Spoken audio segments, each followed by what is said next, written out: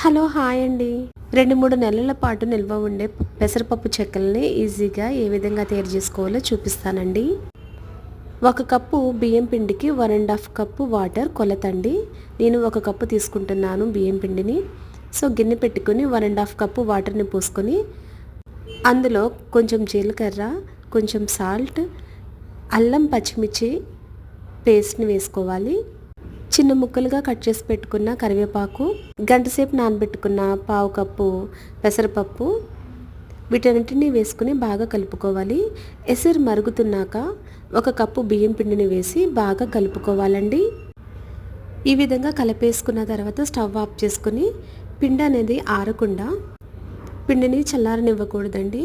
తడిగుడ్డను కప్పుకొని కొంచెం పిండిని చేత్తో తీసుకుని ఉండలుగా చుట్టుకొని పక్కన పెట్టుకోవాలి. ఇప్పుడు 2 కవర్స్ తీసుకుని వాటికి ఆయిల్ కానీ నెయ్యిని కానీ అప్లై చేసుకుని వాటి మధ్యలో ఈ ఉండలను పెట్టుకుని గ్లాస్తో కానీ చిన్న బాక్స్తో కానీ ఒత్తుకుంటే ఒకేసారి ఎక్కువ క్వాంటిటీని చెక్కలను చేయగలము.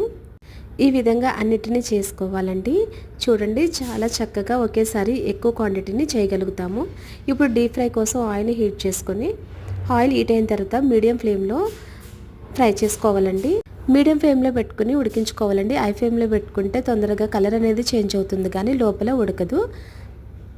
ఈ విధంగా అన్నీ ఫ్రై చేసుకుని సర్వ్ చేసుకోవచ్చు. డబ్బాలో పెట్టుకుంటే 2-3 మంత్స్ నిల్వ ఉంటుంది. ఫుల్ వీడియో కావాలంటే డిస్క్రిప్షన్లో ఉంది. Thanks for watching. Please subscribe my channel.